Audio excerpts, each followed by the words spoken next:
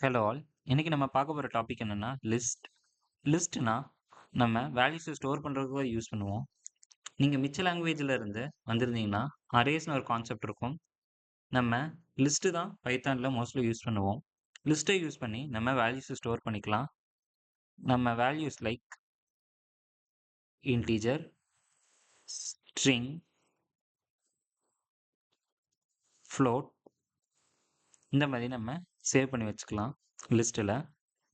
அதே மாதிரி நம்ம டேட்டா ஸ்பெசிஃபிக்காக நம்பர்னா நம்பர் தான் ஸ்டோர் பண்ணணும், ஸ்ட்ரிங்னா ஸ்ட்ரிங் தான் ஸ்டோர் பண்ணணும்னு இல்லை. இந்த மாதிரி நம்ம டைனமிக் வேல்யூஸை ஸ்டோர் பண்ணி வச்சுக்கலாம்.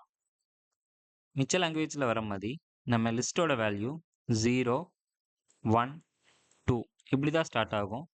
இப்போது இதை நான் ஸ்டோர் பண்ணியிருக்கேன்னா இண்டெக்ஸ் 0, இண்டெக்ஸ் 1, இண்டெக்ஸ் 2 இப்படி ஸ்டோர் ஆகிருக்கும்.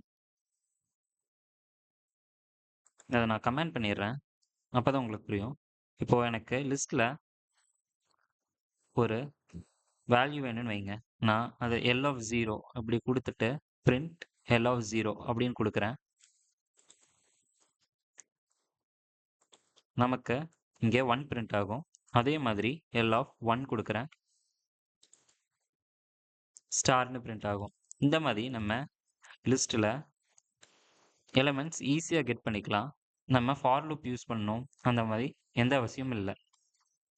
இப்போது இண்டெக்ஸிங் நம்ம பார்த்துட்டோம். அதே மாதிரி நம்ம நெகட்டிவ் இண்டெக்ஸும் பார்த்துடலாம். நெகட்டிவ் இண்டெக்ஸில் இப்போது எனக்கு -1லேருந்து ஸ்டார்ட் ஆகும். இப்போ நான் இங்கே -1ன்னு கொடுத்தா 9.0ன்னு வந்திருக்கும். ஸோ நெகட்டிவ் இண்டெக்ஸிங்கில் இது எப்படி ஸ்டார்ட் ஆகும்னா, இங்கே லாஸ்ட் வேல்யூ -1, அதுக்கு முன்னாடி வேல்யூ -2, அதுக்கும் முன்னாடி வேல்யூ -3 இந்த மாதிரி ஸ்டார்ட் ஆகும் நமக்கு.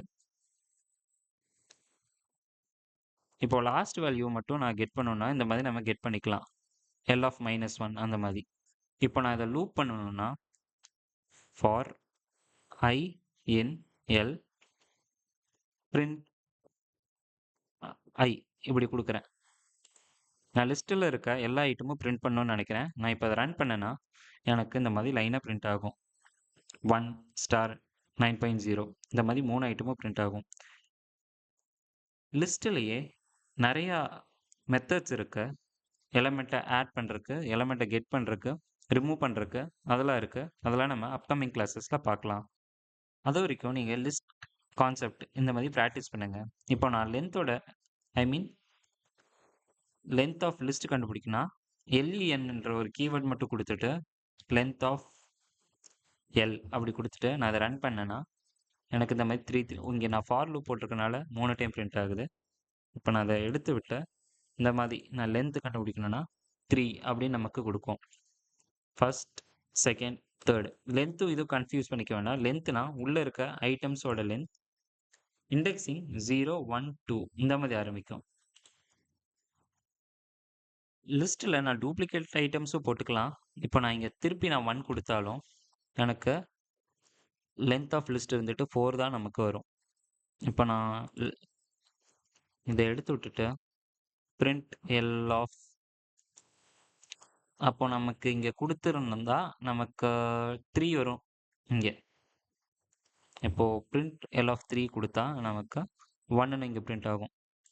எக்ஸ்ட்ரா எலமெண்ட் ஒன்று ஆட் பண்ணியிருக்கேன். அப்போ நான் இங்கே 3, இங்கே திருப்பி இங்கே -1லேருந்து ஆரம்பிக்கும்.